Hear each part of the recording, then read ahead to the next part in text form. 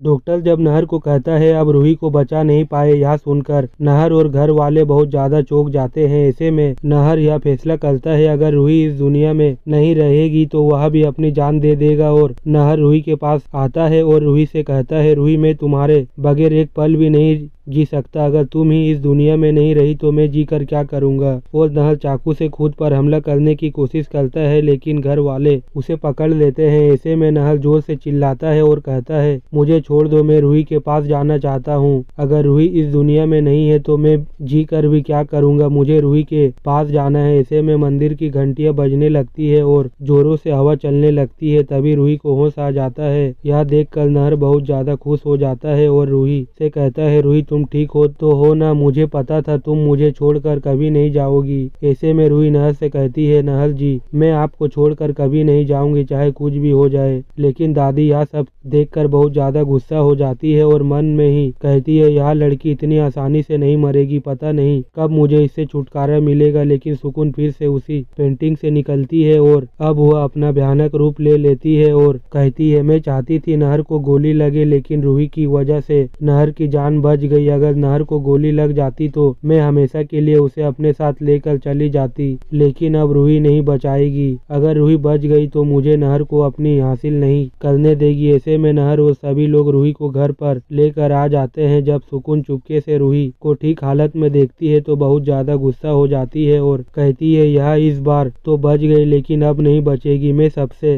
पहले इसे ही अपने रास्ते से हटाऊंगी। और जब रूही नहर से कहती है, नहर जी सुकून का क्या हुआ था, तो नहर कहता है, पता नहीं रूही सुकून वहाँ से गायब हो गई थी, मुझे लगता है वह अब हमेशा के लिए चली गई। लेकिन रूही मन में कहती है, मुझे ऐसा क्यों लग रहा है, अब भी वह यही है। अब चाहे कुछ भी हो जाए मुझे सुकून को मोक्ष दिलाना होगा। जब दादी अपने कमरे में होती है तभी सुकून उनके सामने आ जाती है। दादी सुकून को देखती है तो बहुत ज्यादा डर जाती है और कहती है, सुकून तुम अब भी यही हो, मुझे लगा तुम चली गई। तो सुकून कहती है, मैं नहर को अपने साथ बिना कहीं लेकर नहीं जाऊंगी, मुझे आपकी मदद चाहिए। मैं फिर से नया रूप लेकर घर में आना चाहती हूँ और आप ही मुझे इस घर में लेकर आओगे। जब मेरा नया रूप होगा तो मुझे कोई पहचान नहीं पाएगा। लेकिन दादी सुकून से कहती है, इसमें मेरा क्या फायदा होगा। तो सुकून कहती है, मैं रूही को हमेशा के लिए आपके रास्ते से हटाना में मदद करूंगी। यह सुनकर दादी खुश हो जाती है और सुकून की बात मान लेती है। लेकिन रूही के मन में अब भी सुकून का डर होता है। जब नहर रूही को परेशान देखता है तो कहता है, क्या हुआ रूही। तो रूही कहती है, नहर जी मुझे ऐसा लगता है सुकून अभी हमारे आस पास ही है। ऐसे में नहर रूही को कहता है, सुकून चली गई है, अब हमें कोई खतरा नहीं है और मैं हमेशा तुम्हारे पास ही रहूंगा, तुम बस आराम करो। और नहर रूही के सर को चूमता है और कहता है, मैं तुम्हें कभी भी खुद से अलग नहीं होने दूंगा। लेकिन सुकून और दादी बहुत बड़ी चाल चलने वाले हैं और सुकून नया रूप लेकर फिर से घर आने वाली है। ऐसे में रात के समय दादी अपने कमरे में अकेली बैठी होती है और सुकून की आत्मा उसके सामने आती है और कहती है, अब समय आ गया है मुझे क्या नया रूप देने का। दादी जल्दी से वह पुरानी पेंटिंग उठाती है और उसमें से वह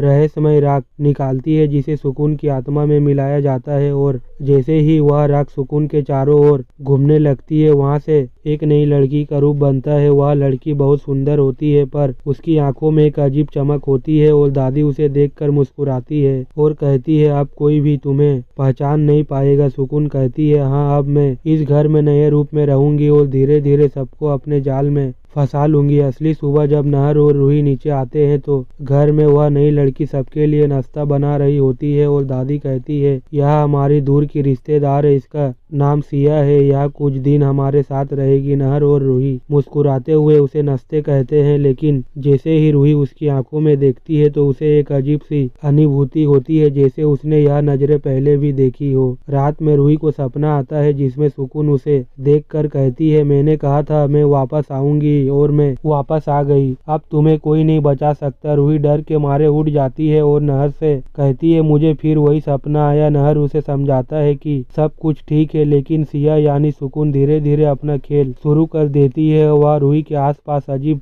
घटनाएं करवाने लगती है। तभी आईना अपने आप टूट जाता है, कभी दिए अपने आप बुझ जाते हैं। रूही जब यह सब देखती है तो डर जाती है और नहर को बताती है। लेकिन नहर कहता है, तुम बस डर के कारण ऐसा महसूस कर रही हो। सिया बहुत अच्छी लड़की है, ऐसा कुछ नहीं है। रूही मन ही मन सोचती है, अगर यह सिया सुकून है तो अब मुझे इसका सच सबके सामने लाना होगा। वह पूजा करने लगती है और भगवान से प्रार्थना करती है कि सुकून को मोक्ष मिले। तभी हवा का एक तेज झोंका आता है और दिया फिर से बुझ जाता है। रूही समझ जाती है कि सुकून अभी भी शांत नहीं हुई है। सिया यानी सुकून अब नहर के ओर करीब आने लगती है। वह मीठी बातें करके नहर का ध्यान अपनी तरफ खींचने की कोशिश करती है। एक दिन जब रूही नहर को बुलाने लगती है तो देखती है सिया नहर की शर्ट ठीक कर रही है।